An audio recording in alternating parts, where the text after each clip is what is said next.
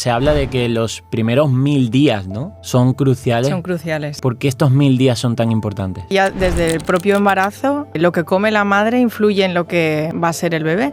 Mucha gente piensa, no, es que son niños, es que ya comerá bien cuando sea mayor. A ver, los hábitos se adquieren ya desde el principio, ¿no?, los primeros años de vida, y no puedes basar la alimentación de tu hijo en ultraprocesados. Un pilar fundamental en esta alimentación es la lactancia, ¿no? La mayoría de nosotros pues nos dieron igual lactancia unos pocos meses o directamente ni nos dieron. Entonces como que se nos ha olvidado como especie. Está claro que es inimitable, ¿no?, la leche materna, y al final la fórmula no es veneno. Parte incluso de padres que han despertado su conciencia por comer bien ha sido el tener un hijo. Me dicen que su hijo ya es el que prefiere la comida real. Sí que es cierto pues que al final pues con los niños se complica todo mucho, pues la productividad, pues todos trabajamos mucho, pero ya es hora de ir tomando un poquito de conciencia de que realmente pues hay que basar la alimentación en lo más natural posible, ¿no? Doctora Laura Álvarez, ¿qué tal estás? Muy bien, gracias por invitarme.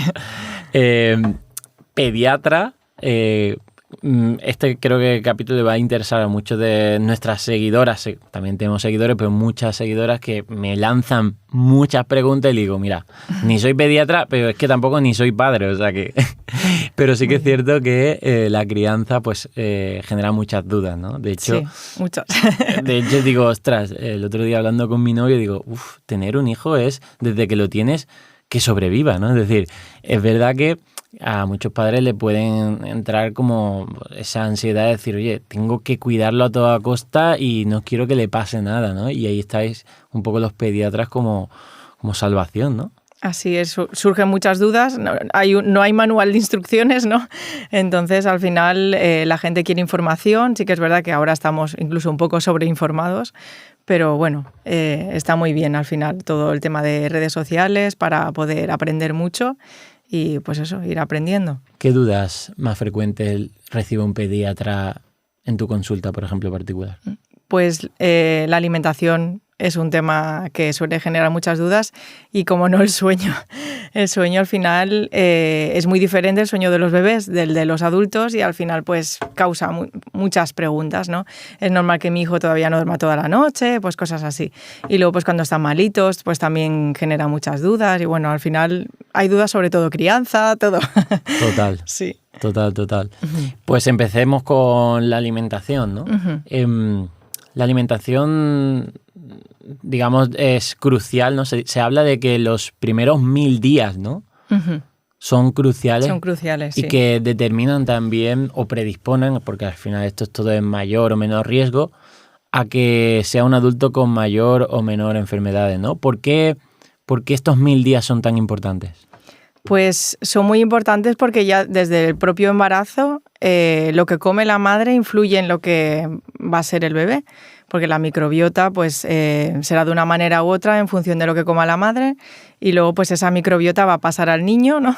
Y la microbiota pues también hay microbiotas que tienden a generar más obesidad, microbiotas obesogénicas, que esto va a predisponer pues a tener ciertas patologías ya durante toda la vida del niño. Entonces la verdad es que es un tema muy interesante, cómo puede ser que lo que coma la madre, ¿no?, vaya a determinar pues la futura salud del hijo. La lactancia materna también es muy importante porque previene también obesidad, sobrepeso y muchísimas enfermedades, ¿no? Y luego también pues la alimentación, como no, que a veces pues lo que venden para bebés no es lo más adecuado. Sí, total. Y un pilar fundamental en esta alimentación es la lactancia, ¿no?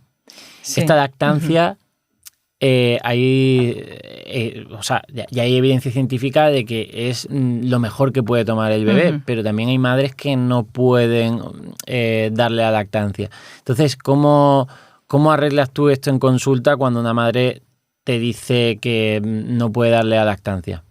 Yo no juzgo nunca, porque al final cada madre tiene sus circunstancias particulares y sí que es cierto que aunque todas las madres podemos dar pecho, realmente como especie hemos desaprendido. Y la verdad es que a veces dar pecho es un drama. No siempre, ¿no? Pero hay veces que surgen muchas dificultades porque realmente hemos desaprendido como especie. Tú no vas por ahí viendo tan a menudo mujeres dando pecho, ¿no? Con el pecho al aire, ¿no? Pues cuando eres madre tienes que aprender a dar pecho, tienes que ir pues a la matrona, a la asesora de lactancia, que te enseñen. No estamos acostumbradas, porque también venimos de unas generaciones previas muy de biberón. La mayoría de nosotros pues nos dieron igual lactancia unos pocos meses o directamente ni nos dieron. Entonces como que se nos ha olvidado como especie. Entonces cuesta mucho y a veces también pues con los trabajos que hay hoy en día, que a los 4 meses ya te tienes que incorporar o incluso antes si eres autónoma, entonces se complica mucho la cosa y al final la fórmula no es veneno, quiero decir, que hay gente que lo considera algo súper malo. A ver, es algo que está ahí, que ha ido evolucionando y que al final lo hacen lo más parecido a la leche materna. Está claro que es inimitable, ¿no?, la leche materna, pero... ¿Por qué? Pues es inimitable porque cambia a lo largo del día su composición. Por ejemplo, tiene más melatonina por la noche. Ostras. Para ayudar a dormir al suplemento, bebé. ¿no? Cambia según la edad gestacional. Si es un prematuro, pues tiene una composición diferente de si es un niño a término, si el niño está malo. Pues eso, realmente es un fluido vivo que va cambiando su composición y es mágico realmente. También con compuestos inmunes, ¿no? Inmunoglobulina, exacto, sí. ¿no? Que esto es muy importante para ese sistema inmune del niño, ¿no? Que eso es lo que la fórmula nunca va a poder aportar casi, ¿no? Millones de bacterias también que hacen que la microbiota del bebé pues tenga una composición mejor. Pues eso, al final es muy difícil de imitar porque, pues eso, por todas estas características que tiene, ¿no? Que tiene componentes vivos. Pero bueno, al final es eso, que cada vez es más complicado dar pecho por eso, por los trabajos que tenemos, por que hemos desaprendido también y bueno, también está eso que es una opción válida, claro. De hecho, la alimentación de la madre para la lactancia también es muy importante, ¿no? Exacto. Porque hay gente que y esto de nuevo, como ignorante que soy, madres que me preguntan, ¿puedo tomar esto en la lactancia? Digo, ¿qué tendrá que ver? ¿Qué tendrá que ver? Yo qué sé, ¿puedo tomar magnesio si estoy con la lactancia? Y digo, uy, ¿qué tendrá que ver esto? Digo, claro, también influye, claro, y los fármacos también, que al final hay una página web que está muy bien para ver todas las cosas que te puedes tomar, incluso pues suplementación, fitoterapia, que es lactancia.org, que es gratuita y está muy bien. Muy bien. Pero sí que es cierto que a veces parece que una madre lactante no pueda tomar ningún medicamento, por ejemplo, que vas al centro de salud y tienes algo tópico, no, ni crema te puedes echar. A ver, tampoco... Hay cosas que influyen, pero no todo. Y la alimentación prácticamente puede comer de todo. Sí que hay que tener algunas consideraciones, ¿no? ¿Cómo cuál? Como los pescados que tienen mucho mercurio, por ejemplo. Porque podría haber transmisión. Claro, exacto. A través de la leche materna. Sí. Y luego también, bueno, si el bebé tiene alguna alergia, tal, pues a la proteína de leche de vaca, sí que hacemos dietas de exclusión en las madres, pero en principio, pues con una dieta variada, con eso bien. Es curioso porque, y hablaremos sobre la obesidad infantil, ¿no? La obesidad, cuando la simplificas mucho, puedes caer en esa simplificación de decir, oye, el que es obeso lo es por su culpa. ¿Y qué culpa tendrá un bebé que se le ha alimentado durante el embarazo con ultraprocesados, que vemos que eso predispone a tener mayor genética de obesidad, ¿no? Es decir, cómo cuando empiezas a ver hasta dónde llega la obesidad, y es que en el embarazo es fundamental, ¿no? ¿Qué ocurre también en el embarazo para que se impacte tanto en el feto? Pues al final es que el bebé lo tenemos ahí 9 meses, ¿no? Y es fundamental todos los cuidados que podamos darle, incluso pues que hagamos ejercicio, todo influye al final. Y luego pues el tipo de parto, que esto es otra cosa también que estaba yo ahora cavilando, que también influye, si es una cesárea, un parto vaginal, al final pues todo va influyendo. Porque el parto vaginal, digamos que también adquiere microbiota. Claro, ¿no? vas adquiriendo la microbiota de la madre, de la zona vaginal, entonces eso hace que luego pues tu microbiota también tenga una composición mejor para no tener enfermedades tipo alérgico, por ejemplo. Es todo, la verdad que un mundo. Un mundo. En niños, ¿hasta qué edad se debería introducir o no el azúcar? A ver, las recomendaciones de la OMS son claras. Menores de 2 años, evitar el azúcar a toda costa. Azúcares libres, añadidos. Claro. Sí, y azúcares libres, pues dar un zumo y tal, pues no es lo más conveniente. Está claro que es complicado. Ya sabes, pues eso, que los ultraprocesados ocupan la mayor parte del supermercado. Luego, pues si tienes hijos más mayores, pues si el niño mayor se está tomando un helado, pues a veces resulta complicado. Pero sí que es importante intentar llevarlo, pues eso, lo más a rajatabla posible. Y luego, pues por encima de esta edad... Tampoco es recomendable. Tampoco es recomendable. Cuanto menos mejor. Lo que dice la OMS es menos de un 5% de las calorías totales. Pero ya sabemos que se triplican estas cifras en niños muy pequeños. Yo creo que no hay conciencias suficientes sobre todo el azúcar que llegan a consumir a veces los niños a lo largo del día. Al final, si vas sumando desayuno, almuerzo, al final del día te has pasado por 3. Y además, para ellos le impacta mayor, ¿no? Porque sería como comparable el alcohol. El alcohol es malo para todas las edades, pero precisamente para los niños es peor. Pues esto es comparable con estos ingredientes insanos de los ultraprocesados, ¿no? Es que en esos cuerpecitos en desarrollo no están capacitados y encima me da mucha rabia porque son los más expuestos a esa publicidad dirigida hacia ellos o packagings para ellos, ¿no? Sí, es muy complicado al final y yo creo que eso, que no hay suficiente conciencia mucha gente piensa, no, es que son niños, es que ya comerá bien cuando sea mayor. A ver, los hábitos se adquieren ya desde el principio, ¿no? Los primeros años de vida, y no puedes basar la alimentación de tu hijo en ultraprocesados. Porque lo ves en el parque. Yo soy pediatra, pero soy madre también. Y en el parque a veces veo siempre niños que todas las tardes llevan ultraprocesados. Y dices, esta madre a lo mejor está preocupada porque el niño coja frío y siempre con la chaqueta tal, pero igual no es consciente de lo dañino que puede ser que todos los días su hijo coma bollerías, patatas de bolsa, pues eso, que es muy complicado.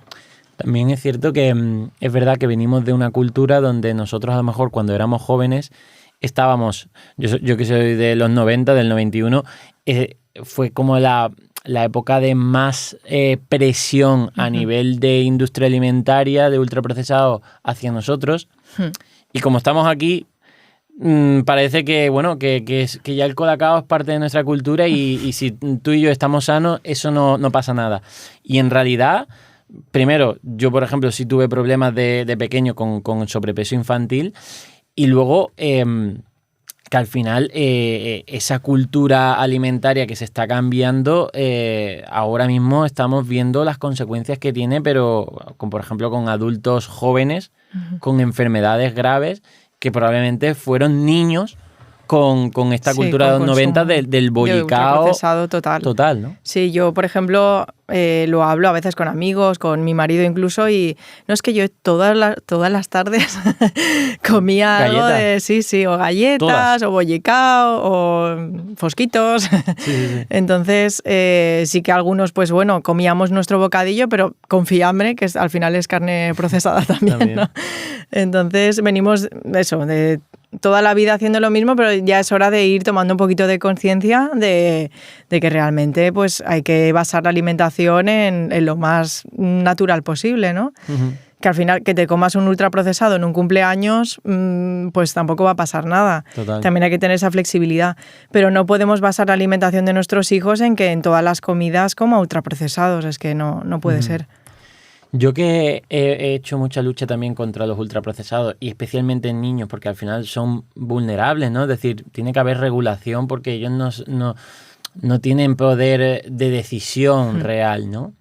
¿No crees que, por ejemplo, aquí juegan un papel o deberían jugar un papel muy importante las asociaciones de pediatras? Porque yo creo que sois los pediatras los que tienen la voz de la protección de la salud de los niños, ¿no? O sea, como los que más autoridad tienen. Entonces... No sé, si yo fuese el director de la Asociación de Pediatría diría, oye, venga, vamos a ir contra las cajitas estas de cereales con muñecos tal, porque esto no es bueno para los niños. Sí, a ver, yo creo que cada vez hay más conciencia también por parte de los pediatras, sobre todo igual generaciones más jóvenes de pediatras, sobre la importancia de la alimentación, pero sí que es cierto que en la atención primaria al final, que es cuando tú vas al pediatra, ¿no?, y le preguntas sobre la alimentación de tu hijo, hay muchos pediatras igual más mayores o incluso médicos de familia haciendo de pediatras, porque la verdad es que la situación de la sanidad pública en cuanto a pediatría es complicada, porque hay muchos puestos que no están ocupados por pediatras, luego pues también hay mucha gente que no se actualiza, ¿no?, porque tampoco se nos exige una actualización como tal. Entonces, está claro que el pediatra a veces de todo no puede saber, porque tienes que saber de sueño, de crianza, tienes que saber de mocostos, de todo, ¿no? Y a veces pues la alimentación se queda un poco coja según quién, si le gusta o no, y va dando la fotocopia de los años 80. De dietas. Claro, pues esta es la alimentación complementaria de tu hijo y ves que añádele galletas María a la papilla de fruta, entonces claro, ahí según a quién te encuentres, pues te puede ayudar más en la alimentación o menos. Y claro, pues igual, pues darle galletas a un niño según quién, pues igual no le parece tan malo. Entonces, pues sí que la figura del nutricionista estaría muy bien también en los centros de salud, cosa que en la sanidad pública pues es casi imposible. En el hospital te encuentras alguno, pero en la sanidad, en la atención primaria, no. Entonces, pues sí que igual cursos de actualización también para pediatras sobre alimentación, porque a ver, yo sí que he hecho un máster en nutrición infantil, me ha interesado mucho porque me gusta, pero claro, no a todo el mundo le tiene por qué gustar, pero claro, al final sí que es cierto que la Asociación Española de Pediatría e incluso las sociedades, por ejemplo la Sociedad Valenciana de Pediatría, hacen hojas actualizadas. Lo que pasa es que parece que no todo el mundo le llega.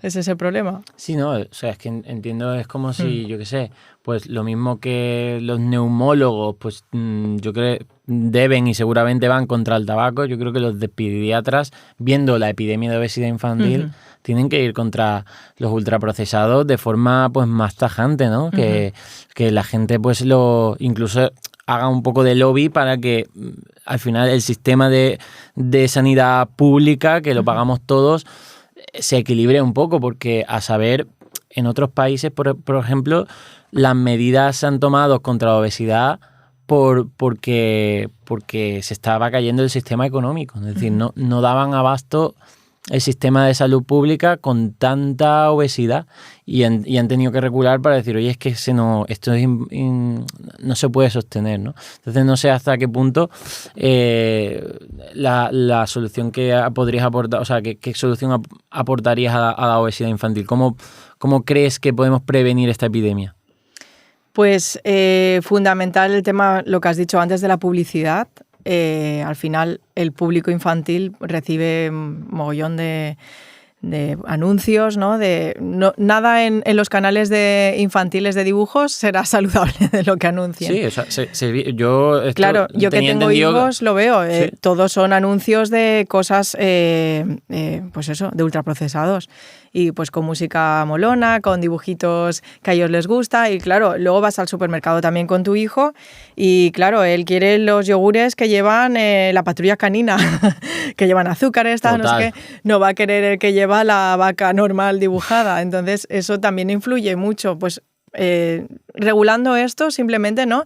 Nada de anuncios en los canales infantiles de ultraprocesados. Evitar pues que se pongan dibujitos atractivos a este tipo de productos, o ponerlos también a lo mejor a los que son saludables, a los buenos procesados, ¿no? Y luego pues también lo que hemos estado hablando de hacer cursos gratuitos para los pediatras, para que se actualicen y estén bien formados en alimentación, incluso charlas gratuitas para madres, no sé. Que al final sí que es cierto que las redes sociales han ayudado mucho también a que las madres cada vez se preocupen más y sepan más, pero hay ciertas zonas de la población en las que esta información pues no llega. No llega. Y pues al final pues claro, la información es poder, pero no a todo el mundo le llega. Sí. Sí, lo que estamos viendo es que incluso esa obesidad es mucho más prevalente en clases sociales socioeconómicamente más vulnerables, ¿no? Claro. Y que al final no llega, ¿no? pasando al tema de lo que sería la alimentación complementaria, ¿no? ¿Qué alimentos o qué orden de alimentos hay que establecer a la hora de incorporarlos en la alimentación de un bebé? Es decir, ¿a partir de qué meses hay que empezar a añadir qué alimentos y cuáles no? Pues decimos que normalmente la mayoría de sociedades científicas recomienda los primeros 6 meses lactancia materna exclusiva. Uh-huh. Entonces, claro, ya pues con esa premisa, ¿no? Pues solemos esperar sobre los 6 meses. Pero realmente hay que esperar a que, porque hay muchos niños también que son de fórmula, pero las recomendaciones son las mismas. Y hay que esperar a una serie de hitos que cumple el niño a nivel desarrollo para empezar a la alimentación. Pues hay que esperar a que el niño tú lo sientes en una trona y no se vaya muy hacia adelante ni hacia los lados, sino que mantenga la sedestación más o menos, ¿no? Luego que tenga también buena coordinación ojo-mano-boca, esto es especialmente importante para el baby led weaning. Luego también que tenga interés por la comida, que esto suele ser, eso a veces empieza antes, pero hay que esperar un poquito. Y luego que no tenga reflejo de extrusión, que esto es que con la lengua empujan la comida fuera de la boca para prevenir atragantamientos. Esto se suele dar más en niños más pequeñitos. En torno a los 6 meses, la mayoría de niños que no tienen ningún problema, pues lo cumplen. Entonces es cuando solemos empezar con la alimentación complementaria. ¿Y esta alimentación complementaria qué es lo que lleva? La alimentación complementaria realmente es ir incorporando alimentos diferentes a la leche, a la alimentación del bebé. Y lo que es importante pues es ofrecer alimentos que sean naturales, que sean lo menos procesados posibles, pues fruta, verdura, carne, pescado. No demorar tampoco los alimentos ricos en hierro, porque a partir de los 6 meses ya empieza a haber una deficiencia de aporte de hierro con la lactancia tanto materna como artificial, y de zinc y de energía en general. Entonces, pues por eso empezamos con la alimentación. Uh-huh. Te quería preguntar, bueno, se me ha venido a la cabeza sobre el tema de alimentación vegana en niños, pero te preguntaré más adelante. Una de las cosas que yo como padre tendría, o sea, cuando sea padre, es miedo a que mi niño se atragante, uh-huh. Porque lo veo ahí sin diente, con la lengüecita y tal, digo, obviamente hay que darle comida pues desmenuzada y no... Uh-huh. Pero a mí esto del baby led weaning, que lo veo lo más natural, ¿no? Que sería lo más natural, también me provoca como ese rechazo de decir, o sea, prefiero darle una papilla para por el miedo a atragantarse, ¿no? Exacto. Pero ¿existe evidencia científica de que el baby led weaning tiene mayor riesgo de atragantamiento o no? Hay muchos estudios que dicen que el baby led weaning, si hacemos una serie de premisas específicas, pues que no hay más riesgo de atragantamiento que con papillas. Realmente pensamos que las papillas es lo que se ha hecho siempre, pero realmente no. La trituradora es un invento moderno. Por eso. Hace miles de años, pues las familias chafaban con el tenedor la comida a su hijo, ¿no? O se la masticaban con su boca y se la daban. De hecho, dicen que el beso viene de ahí, de esa muestra de cariño de que los padres masticaban la comida y se la daban a sus hijos. Eso de la muestra de afecto del beso, ¿no? Pues es curioso. Que al final nos parece algo asqueroso, ¿no? Que un padre mastique, hoy en día, que un padre mastique y le dé la comida a su hijo, nos parece algo alocado. Pero realmente es lo más natural del mundo, darle al niño cosas que no estén trituradas por completo. Y al final, pues, el baby led weaning, pues, si tú le das los alimentos de manera que siempre cede entre nuestros dedos, cortes específicos, te informas un poquito, pues, evitar alimentos con alto riesgo de atragantamiento, pues, alimentos esféricos como una uva, un fruto seco duro y redondo, ¿no? Pues claro. Todo esto, si lo evitamos, no hay más riesgo de atragantamiento. Y aunque demos papillas a nuestros hijos, es muy importante también siempre estar formados en primeros auxilios, porque puede coger un juguete pequeño o cualquier cosa y atragantarse también el niño. Entonces, si tenemos estas premisas, no hay más riesgo de atragantamiento. Y luego también hubo al principio, porque yo ya soy pediatra hace unos cuantos años, y al principio cuando se hablaba de baby led weaning había mucho miedo también a que los niños no comieran suficiente, tuvieran déficit de energía o incluso de hierro. Se ha visto también que si preparamos los platos acorde al método Bliss, que es como un Baby Led Weaning 2.0, un Baby Led Weaning mejorado, no hay más riesgo tampoco ni de déficit de energía ni de déficit de hierro. O sea que si sabemos cómo preparar los platitos, siempre un alimento rico en energía, un alimento rico en hierro y luego fruta o verdura, rica en vitamina C, si damos hierro no hemo, pues con eso ya lo tenemos apañado. Claro, pero luego está que, bueno, es muy sencillo y muy fácil darle un potito. Pero ¿qué pasa con los potitos? Realmente ahí es comida que primero se ha calentado mucho, ¿no? Seguramente tiene menos vitaminas, minerales, está súper esterilizado, ¿no? Aparte de que yo creo que ya está regulado de que no llevan azúcar, pero antaño sí llevaban azúcar algunos de ellos, ¿no? Hay algunos que también llevan azúcares añadidos hoy en día. ¿Sí? Sí, y sí que es cierto que bueno, que al final lo debemos dejar el tema potitos como algo ocasional. No podemos basar la alimentación de nuestro hijo en potitos, porque al final suelen llevar sabores más dulzones, está todo pues triturado. Sí que hay algunos potitos ahora que llevan trocitos y que no llevan azúcares añadidos y que están genial, pero bueno, eso déjalo para cuando te vayas de viaje y no tengas cómo darle de comer a tu hijo.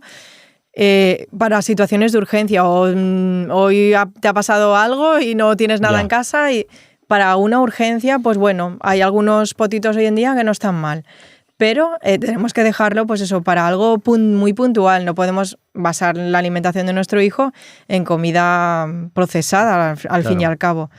Vale, y entonces, y por ejemplo, ¿cómo se puede prevenir una cierta, o sea, existe deficiencia de micronutrientes en los niños? Has hablado del hierro, ¿por qué tanto foco en el hierro? Porque el hierro, los niños los primeros 2 años de vida crecen muy rápido y las necesidades de hierro pues están aumentadas. Y también a veces pues cuesta un poquito más que coman alimentos proteicos que son más fibrosos, pues les cuesta un poquito más. Cuando ya tienen 1 año, a veces tener que masticar algo que se les hace bola, pues les cuesta un poquito. Total. Y también, sobre todo, porque a veces hay un exceso de consumo de lácteos. En algunos niños basan su alimentación en los lácteos. Sí, que es muy fácil, sí, ¿no? Claro. Y un niño de 1 año, a veces yo me encuentro en consulta niños con 1 año y medio que toman casi 1 litro de leche al día. Y claro, al final si tú en las comidas principales donde tomas el hierro, luego te tomas el lácteo, pues la absorción no es tan buena. Entonces, pues eso, un poquito son eso. El déficit de hierro es como lo más frecuente. Y luego también hay niños que comen muy mal a lo largo de la infancia. Claro. Y entonces en estos... Hay niños que tienen deficiencia, pero por exceso de porquería, ¿no? Sí, exacto. Hay veces que vienen a la consulta niños que con tal de que coman, pues les dan cualquier cosa. Y ahí es cuando tenemos un problema. Por norma general, la mayoría de niños pues consume fruta, las verduras siempre cuestan un poquito más, pero bueno, normalmente los niños comen, pues eso, la mayoría de micronutrientes con una dieta normal están aportados. Pero sí que es cierto que a veces, pues eso, nos encontramos con ciertas situaciones, niños picky eaters, muy selectivos con la alimentación, que sí que pueden haber déficits. Y en esos niños que lo típico, pues no quieren el brócoli, lo que quieren el azúcar, probablemente es porque ya han probado el azúcar y todo esto, ¿cuál es el consejo a los padres? Ser bastante tajante, decir, oye, el niño no se va a morir si no come ese día por ese berrinche, sino que hay que ser perseverante, ¿no? Hasta que ese apetito, pues al final le hagan por comer la comida real, ¿no? Muchas veces es más concienciar a los padres de esa pequeña lucha que tienen que hacer, ¿no?, con los hijos, porque al final lo que veo yo mucho en consulta es que parece que por ser niños no se les puede ofrecer verduras. Directamente ya la pasta blanca, el arroz blanco con el tomatito frito y poca cosa más. Algo de fruta, un plátano, pero verduras escasean muchísimo, legumbres también. Entonces, porque el niño no lo quiera, no debemos dejar de ofrecer, porque al final el niño se va a acostumbrar a que no esos alimentos ni se los pongas en el plato. Entonces debemos seguir ofreciendo, nunca forzar la alimentación, pero nosotros debemos seguir ofreciendo. Hay estudios que dicen que hace falta a veces hasta una exposición de 90 veces para que un niño pruebe una verdura. Entonces, pues eso, que hay que ser constante, variar con la presentación un poquito, ¿no? Jugar, meterlo siempre en las comidas principales, pues con cosas que le gustan también, pero esa cosa que queremos que coma, pues también hay que ponérsela. Uh-huh. Porque también otra de las cosas que veo cuando, por ejemplo, padres y madres me dicen que su hijo ya es el que prefiere la comida real. Entiendo porque lo han educado a que así lo prefiera. Y esto es una prueba de que los niños no están condicionados o vienen de fábrica a decir, oye, Así solo es. van a querer los ultraprocesados. No, que incluso tenemos testimonios de muchos niños que incluso en el recreo ellos prefieren esa comida porque así lo han recibido, ¿no? En casa, ¿no? Sí, de hecho, para más prueba, mis hijos a veces los he llevado a alguna cafetería que se te van los ojos con algún croissant de pistacho y de chocolate, y el niño va y coge pues el paquetito de fruta que hay ahí o algo salado que no es tan calórico. Y dices, eso es porque al final ellos están acostumbrados a este tipo de alimentación y bueno, incluso a mi hijo pequeño le gusta el chocolate negro, no le gusta y algún día he pedido yo algo de chocolate con negro, a tu hijo no le va a gustar eso, la de la propia tienda, y hombre, no sabré yo si le gusta, ¿no? Tú dáselo que ya verás cómo se lo come, ¿no? Es que tenemos chocolate con leche y chocolate blanco por si quiere, pues eso, que al final si tú enseñas a tu hijo a comer de una determinada manera, sabores ácidos, incluso amargos, pues el niño se acostumbra y es lo que pide después. ¿Y qué le dirías tú a esos padres que dicen que lo que estás haciendo es amargar al niño? Que lo estás, no sé, siendo, yo qué sé, tu rigidez, o sea, estás llevando al niño y que ya pues cuando crezca le va a dar por comerlo todo que le estás restringiendo. A ver, sí que es cierto que también hay que tener cierta flexibilidad, porque al final, por ejemplo, si el ejemplo del cumpleaños, si vamos a un cumpleaños, tampoco puedes ir al niño a decirle, no, ni se te ocurra probar el sándwich de cacao azucarado, ¿no? Pues entonces hay que intentar tener un poco todo esto, de esta cierta flexibilidad que también pues da un poquito pues de placer al paladar de vez en cuando, ¿no? Pero no podemos porque sean niños, ¿no? Solo darle porquería al fin y al cabo. Uh-huh. Sí, que al final, al final también es, yo creo que parte incluso de padres que han despertado su conciencia por comer bien ha sido el tener un hijo. Porque cuando han tenido el hijo se han planteado, oye, ¿qué es lo mejor para mi hijo de comer? ¿Será esto que estoy comiendo yo, que llevo comiendo aquí desde hace un montón? Pues lo mismo, ¿no? O sea, yo veo ese feedback de padres que han empezado a comer mejor cuando han tenido la responsabilidad de decir, oye, es que está a mi cargo, ¿qué es la mejor comida? Y ahora empiezan a leer las etiquetas. Sí, tal cual. A mí me pasa también de padres que vienen, no es que venimos a que nos des consejos de alimentación porque creemos que no comemos muy bien y para nuestro hijo no queremos que pase y queremos que no herede estos hábitos, y la verdad es que está muy bien que al final que los padres sean conscientes, ¿no? De que hay cosas a mejorar y que quieran mejorar, y al final pues mejoran todos, ¿no? Su alimentación en casa y las compras, y eso está muy bien al fin y al cabo. Es que es difícil es difícil una alimentación, por ejemplo, mala de los padres y buena de los hijos, o mala de los hijos y buena de los padres. Es decir, eso es un poco incoherente a largo plazo, ¿no? Existirá, pero que... Yo creo que existe, ¿eh? Existe. No te das cuenta. Sobre todo a veces la madre es la que más se cuida y el resto de la familia... Ya. No tanto, existe, pero bueno, al fin y al cabo sí que es cierto que al final pues lo ves, ¿no? Hay familias que todos tienen malos hábitos y sobrepeso, obesidad, al final pues todo se contagia, los hábitos pues se contagian muchísimo. Oye, ¿y el veganismo en niños? ¿Qué opinas sobre esto? A ver, si está bien suplementado y bien asesorado, se puede realizar una dieta vegetariana, una dieta vegana. Sí que es cierto que al final la dieta vegana es pues más restrictiva, pero bueno, al fin y al cabo, si están bien asesorados, sí que se puede llevar a cabo. Uh-huh. Me gusta que hayas dicho que la dieta vegana es más restrictiva, porque cuando yo he dicho alguna vez esto, se me han tirado encima y digo, pero a ver si es lo que es. Estás restringiendo todos los productos de origen animal. O sea que al final... Es lo que tú dices también de, oye, es como plantee la dieta. Una dieta omnívora puede estar súper mal planteada y generar deficiencias también. Hace poco tuve una consulta de una mamá vegetariana, era ella. Y lo que comía el niño, o sea, era maravilloso. El padre estaba preocupado porque el niño era vegetariano y yo le dije, pero si es que este niño come, vamos, mejor que el 99% de niños de España. Exacto. O sea, vamos a ver, es que al final pues come muchas más legumbres, una maravilla la alimentación, vamos, verduras. Por eso que si está bien planificado y sobre todo el tema del veganismo, sí que a veces padres veganos a los niños sí que les dan carne, pescado, sobre todo los primeros años. Pero bueno, al final cada uno tiene que decidir sobre lo que quiere con su hijo. A sus hijos. Y si están bien planificadas y bien suplementadas, sobre todo eso, que estén bien supervisados para que no les falte, sobre todo la B12.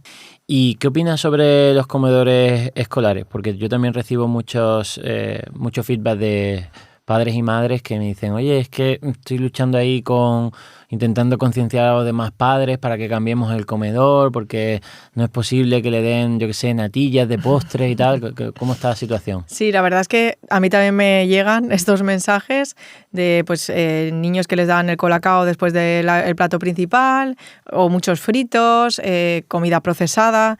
Entonces, hay familias que lo viven pues como algo que no está bien y que intentan luchar contra ello.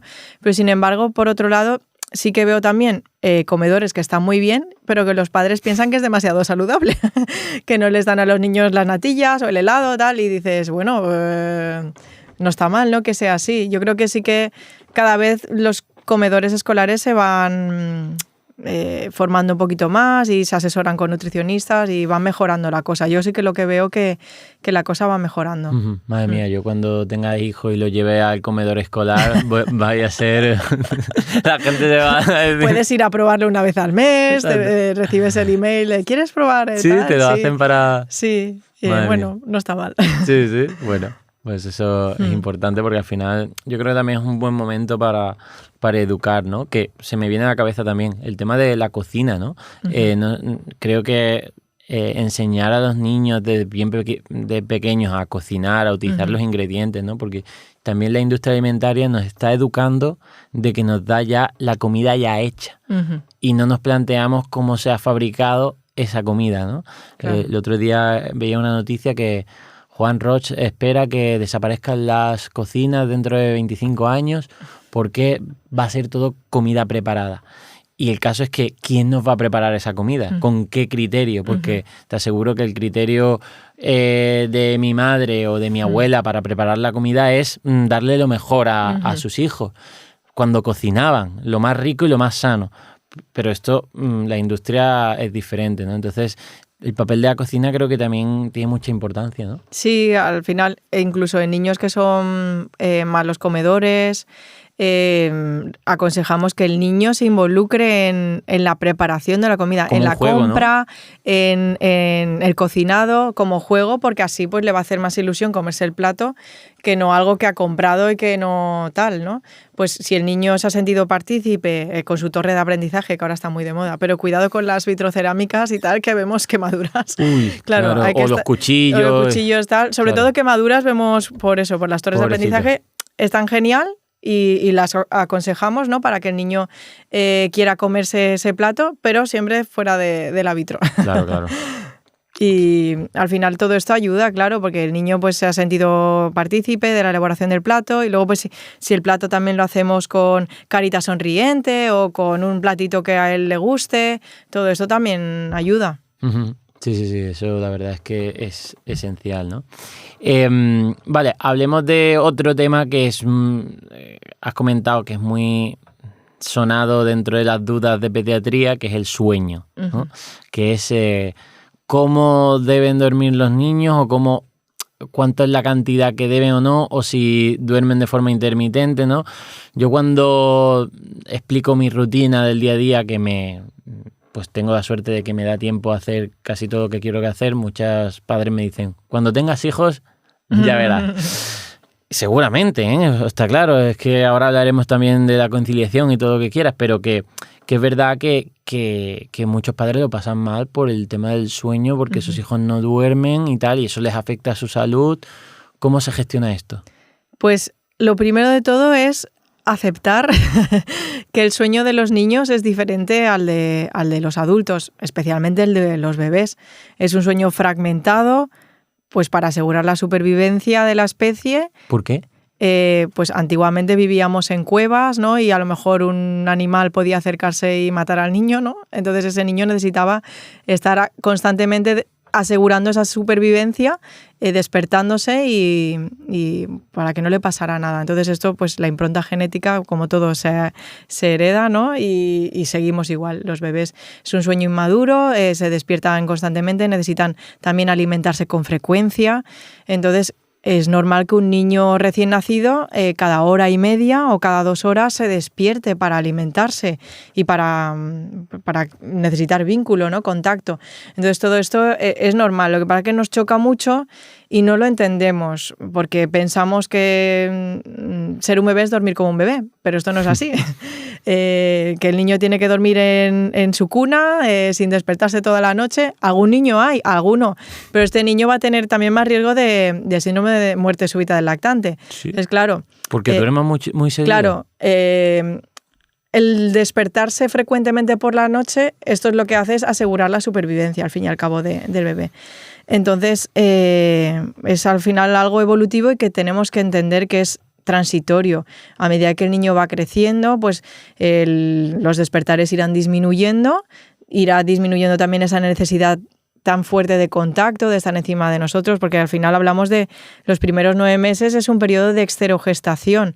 Los humanos, a comparación con otras especies, nacemos muy desválidos, no sabemos caminar, nos dejan ahí, nos morimos, ¿no? Otras especies pues ya caminan, ya sí. Van... son más autónomas. De la gestación fuera. Claro, entonces necesitamos completar esa gestación en los brazos de los progenitores, pues con mucho contacto, tal, porque no podemos caminar y somos muy desválidos. Entonces tenemos que tener en cuenta que eso, normalmente decimos que la esterogestación dura los primeros 9 meses de vida, pero pues según qué autores pues dicen que más tiempo. Entonces tenemos que hacernos a la idea y cambiar el chip, sobre todo es eso, porque cuando tú no entiendes algo pues te frustras, ¿no? Y es cuando lo pasas mal, de es que no me deja dormir el niño, tal. No, es que, a ver, es que esto es lo normal, claro. Y entonces también los padres tienen que tener un sueño fragmentado. Exacto. Esto es lo que me espera. Sí, ahora está muy de moda todo el tema de las coaches de sueño, del entrenamiento de sueño, tal, que te lo camuflan muchas veces también como, no, es que no es... Porque hay un método que es de dejar llorar a los niños. Uf, eso no es bueno, ¿no? Que el niño a veces incluso vomita del malestar y entiende pues que nadie le va a hacer caso y al final el niño duerme y toda la noche porque, claro, el niño llora y no lo atiendes. Y ahora pues hay un poquito coaches de sueño, entrenadoras de sueño que lo camuflan un poco de respetuoso, pero al fin y al cabo es que el sueño de los bebés no se tiene que entrenar. Tenemos que aceptar que es algo evolutivo, podemos hacer muchas rutinas y se puede mejorar, pero tenemos que, sobre todo, aceptar lo que hay. Que más de 5 horas por la noche un niño de 8 meses no es normal que duerma.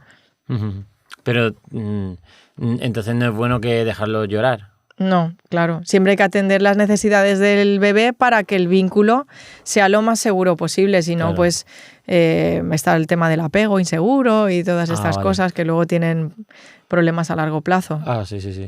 Pues mira, no tenía ni idea. Me estoy adentrando a futuros... Un mundo desconocido. Un mundo totalmente conocido y en parte lo entiendo. Es decir, por ejemplo, tú como madre... ¿Consideras que tener hijos también te condiciona a tener peores hábitos? Es decir, porque hay una excusa muy típica que a mí otra gente me pone y dice, oye, yo no me puedo cuidar como tú te puedes cuidar porque tengo hijos. Pero bueno, habrá una forma también de conciliar también tu salud con la de la crianza, ¿no? Claro, al fin y al cabo, como madre ya lo veo que es un encaje de bolillos, pues tener autocuidado. Porque al final todos esos buenos hábitos, que podemos hacer más cuando no tenemos hijos, es autocuidado, y no por ser padres tenemos que descuidarnos. Al final también hay que ser un poquito egoísta y encontrar un poco pues el momento, ¿no? No es que tengo que hacer deporte, no lo tengo que, si me da tiempo, no, prioriza ese deporte, y es tu momento pues de cuidarte y de invertir también en tu salud, ¿no? Y que va a ser bueno también para tus hijos, porque te va a tener vas a dar ejemplo también para tus más hijos. Energía, todo lo que sea bueno para ti también es bueno para tus hijos, en cierto Pero modo. sí que es cierto pues que al final pues con los niños se complica todo mucho, pues la productividad, pues todos trabajamos mucho, demasiadas horas, y al final pues también hay que encontrar ese momento de poder cuidarnos nosotros, que es fundamental, aunque sea muy difícil, porque lo reconozco que al final cuando eres madre pues duermes peor, tienes menos tiempo para hacer cualquier cosa, pero hay que priorizar. Sí, establecerlo como una parte importante tuya de tu identidad, ¿no? Decir, exacto. Oye, no por no ser dejarte. madre, esto ya desaparece, ¿no? O sea, sí, que en los primeros años es más complicado, obviamente, cuando tienes un bebé que está todo el día encima de ti, si le das pecho, pues yo también lo he vivido esa parte, pero al final pues también tienes tu pareja, ¿no? Que puedes delegar, o hay gente que no tiene esa pareja, que también hay muchas familias monoparentales, pero siempre hay que intentar eso, una red de apoyo, ¿no? Siempre habrá alguien con quien puedas eso, delegar un momento, y al final eso es autocuidado para ti también. Sí. Está claro. Y además que es que al final, bueno, también es cierto que hay esa parte de presión a nivel del trabajo, ¿no? Que a los 4 meses ya tienes que estar trabajando tal y cual. Y yo por eso, por ejemplo, veo en mi empresa que es muy importante, o por lo menos la opción que nosotros tenemos, pero por la condición que tenemos, de que al final esté de trabajo. Y tenemos chicas, bueno, y también padres, pues que al final trabajan desde casa y se organizan mucho mejor. Que es verdad que el teletrabajo tiene sus problemas de que a lo mejor no desconecta cierta... Claro. Pero bueno, que para por lo menos lo que me dicen de mi equipo, dice, oye, trabajar desde casa y yo poder gestionarme, no tanto con un horario, decir, oye, estas 8 horas desaparezco y no puedo estar, sino que puedo combinarlo con... Sí, al final la flexibilidad es muy importante, y yo creo que debería cambiar un poco el concepto, ¿no? Para los padres cuando tienen hijos del trabajo, ¿no? Mejorar un poco las condiciones y poner facilidades, porque es que al final tampoco puedes dejar al niño todo el día en la escuela infantil, que hay niños que los dejan a las 7 de la mañana y hasta las 6 de la tarde no... Claro, con las extraescolares, con los extraescolares y todo esto, claro. Sí. Claro. Es que no... Pues eso, hay que flexibilizar todo un poco.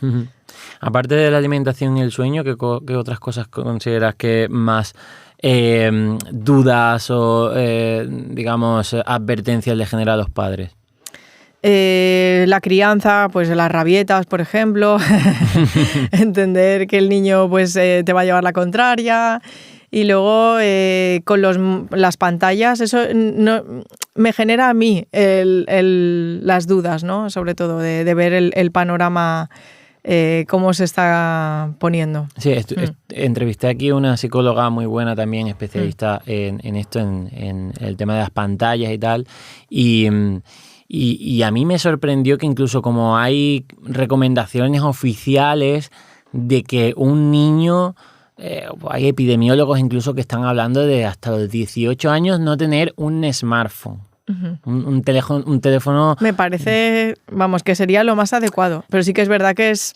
18 años es un poco difícil, extremista, aunque claro. Es cierto que también dicen 16 con asesoramiento. Al final todo depende con el tema de educación, ¿no? Porque al final la tecnología no es buena o mala en sí, sino, oye, también es como lo eduquen, ¿no? Pero está claro que las pantallas son tan estimulantes para estos cerebros en desarrollo, está claro que no puede ser bueno. Sí, no puede ser bueno, y de hecho las recomendaciones de la Asociación Española de Pediatría cambiaron el año pasado. Antes decíamos menores de 2 años, 0 pantallas, ahora se ha subido a 6 años. Imagínate, porque se ha visto que hay hasta cambios en el volumen cerebral, relación con problemas de atención, retrasos del lenguaje, pues eso, que no es moco de pavo. es importante tenerlo en cuenta. Sí que es cierto que es muy difícil que tu hijo no vea ningún tipo de pantalla hasta los 6 años, pero hay que intentar, pues eso, que sea lo menos posible la exposición. De todas formas, también hay que ver qué tipo de pantalla, ¿no? Porque nosotros también nos criamos en una época donde veíamos la televisión, nos quedábamos también embobados viendo ahí yo qué sé, dibujitos animados y todo esto. Pero el problema ahora es que no es lo mismo la televisión que el móvil. Exacto. Es que no es lo mismo. No es lo mismo. Incluso el tipo de contenidos, cómo se está creando, sí. ¿no? Yo, por ejemplo, para dormir ha cambiado en mi salud del sueño el no dormir las horas antes con el móvil, hacerlo con la televisión. Con la televisión hago así, ¡pum!, y me caigo. En plan, con una serie así, con la luz. En cambio, con el móvil era hiperexcitado. Es que el móvil lo tienes en frente, ya problemas de visión para los niños también, de estar ahí focalizando tan de cerca. Sí, ¿no? Y luego la atención, sobre todo cosas tipo YouTube Kids, que va cambiando rápido, es como el TikTok de los niños. Sí, ¿no? Entonces, ¿en serio? Claro, el niño no focaliza la atención. Si el niño está viendo una pantalla que está su entorno, ¿no?, alrededor, pues no está su atención tan focalizada en algo que tienes ahí delante. Entonces, todo esto es lo que hace que luego el niño esté hiperestimulado, nada le parezca interesante, pasa de una cosa a otra como en el teléfono, y también para el tema del lenguaje, porque los niños necesitan pues vernos a nosotros hablar, gesticular, ¿no?, imitarnos. Si está todo el rato así, ¿cómo va a vernos? Es que es imposible. Entonces, es importante limitar, sobre todo, dispositivos móviles en niños pequeños. Y problemas de comunicación sociales, ¿no? Va a haber, ¿no? Sí. Porque al final van a crecer niños ya lo vemos. En entornos de solo unidireccional con el móvil y no con otras interacciones. Hay estudios que dicen hasta signos parecidos al autismo, por este problema de comunicación. Claro, al final el niño no ha aprendido a comunicarse, está empantallado. Hay hasta dispositivos que se pueden enganchar al carrito del bebé. Eso lo he visto yo en una sala de espera, pues el niño con el dispositivo ahí enganchado, y dices, ¿hasta qué punto vamos a llegar? O paseando por la calle. El niño pues necesita verlo todo, pues para aprender a hablar, a comunicarse. Si está paseando en el carrito con el móvil enganchado, pues es que es imposible. Claro, porque al final los niños también se tienen que aburrir para que sean más creativos. Claro. Porque ahora yo creo que, yo me acuerdo de pequeño, pues me daba 2 muñequitos y me creaba una historia brutal, por esa imaginación de, oye, pues no me quiero aburrir, tengo que ser creativo. Es que la creatividad es como una solución al aburrimiento. Pero eso lo estamos negando en los niños. Sí, totalmente. Es que al final el problema que estamos viendo es ese, incluso también adicciones al móvil en niños pequeños, de que les quitas el móvil y se ponen agresivos, a pegar a los padres, y son situaciones ya extremas de decir, ostras, ¿hasta qué punto? O niños que les dan el móvil para dormirse ellos solos. Hay que tomar ya riendas en el asunto porque se nos está yendo. Sí. Bueno, ya se nos ha ido. Ahí yo creo que vosotros los pediatras tenéis una labor de educación y la potestad para decir, oye, mira, esto hay estudios científicos que, mira, esto no se recomienda, al igual que no se recomienda otras cosas a los niños. Esto, aunque esté ya parte de la sociedad, no es así. Y ya ni te cuento con el tema de los adolescentes, ¿no? Toda la epidemia de salud mental que hay en adolescentes, que no sé hasta dónde nos va a llevar, ¿no? Es decir, este tipo de que haya tantos problemas, ¿no?, en una edad donde no debería haberlo tanto, ¿no? Claro. Porque, joder, el adolescente tiene que tener ilusión, tiene que tener edad, y ahora es todo lo contrario, ¿no? Problemas de autolesiones, de intentos de suicidio.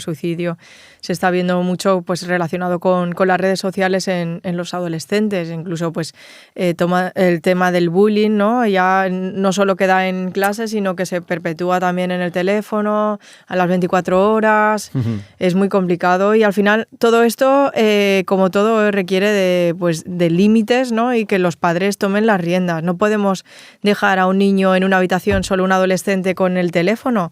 Si no le dejas ir solo a algún sitio porque te da miedo que le pase algo, pues igual tendrías que tener más miedo de que tu hijo esté encerrado en una habitación con acceso a saber qué.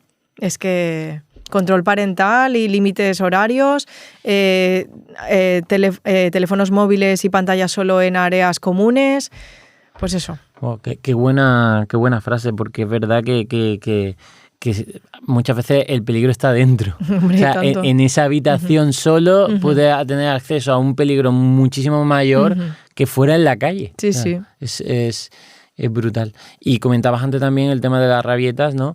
Que entiendo pues que hasta qué punto una rabieta es normal o menos normal, o cómo se lidia este tipo de cosas, porque entiendo que habrá padres que digan, rabieta, pues intenta que no tenga, ¿no? Claro, te doy el móvil. Sí, exacto.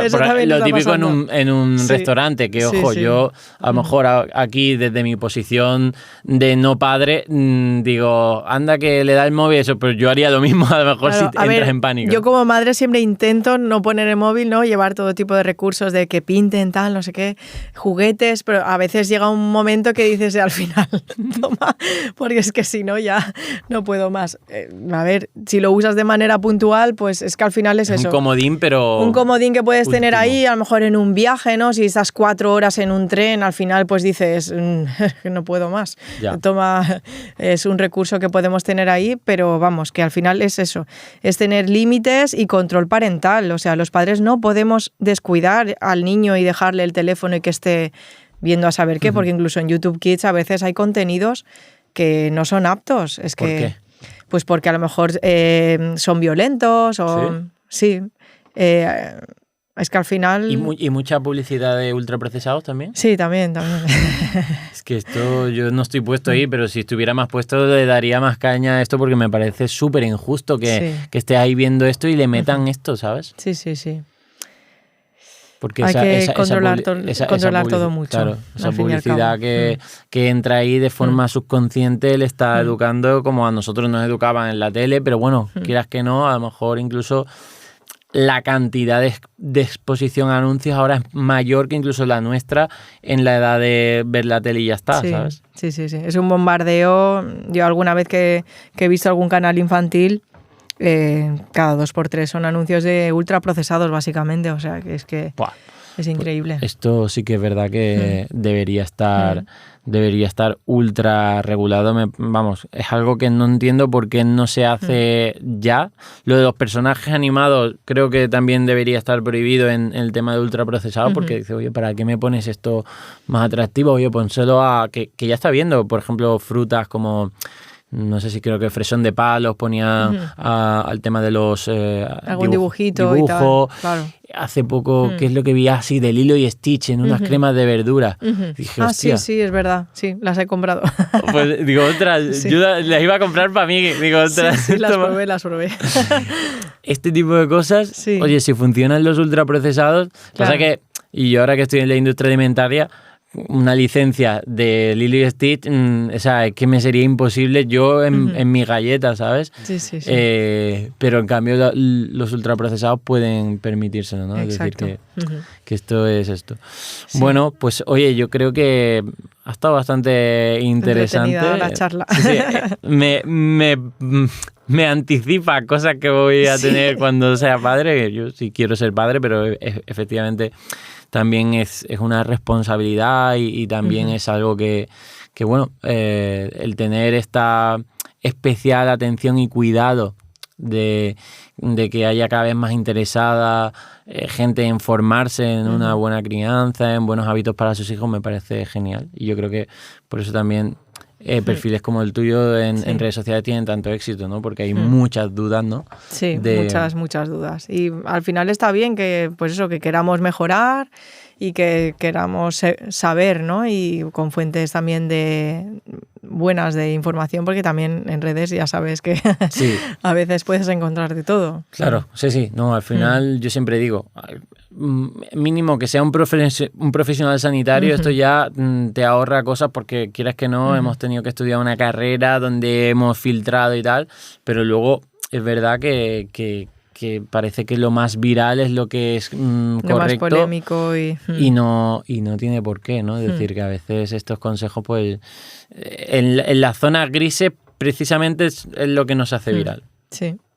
Y es que, bueno, en fin, ¿qué te voy a decir de las redes, no? El caso es que, bueno, pues de verdad, Laura, creo que ha estado muy bien la entrevista. ¿Dónde puede encontrarte la gente para que si son padres primerizos o porque necesiten más información sobre alimentación pediátrica, dónde te pueden encontrar? Pues en Instagram, en el perfil de la pediatra Laura, me pueden encontrar. Ahí también está el acceso a mi web y bueno, también paso consulta online si necesitan y bueno, consulta presencial en Vila-real, en Castellón. Qué bien. Así que nada, luego también tengo un libro de alimentación complementaria y con recetas también de mi marido, Che Bosquet. Verdad. Sí. Roberto, un saludo a Roberto desde aquí. A ver si viene al podcast también. Y nada, ahí tienen toda la información posible que se llama Preparados Listos ñam, el libro y nada. Eso. Y son recetas, pero para los niños. Para bebés. Sí, para bebés. Bueno, sí, para hacérselo esta alimentación más fácil. Oye, pues lo dejaremos en la descripción para que. Oye, también supongo que es del baby led weaning y todo esto, ¿no? Sí. La mayoría de recetas están enfocadas a baby led weaning, pero también hay alguna de triturados y tal. O sea que está apto para todos. Genial. Oye, pues de verdad, muchas gracias por venir. Y gracias a ti por invitarme. Espero ha sido que vaya un placer. Genial. Espero que vaya genial y estás invitada cuando quieras. Gracias.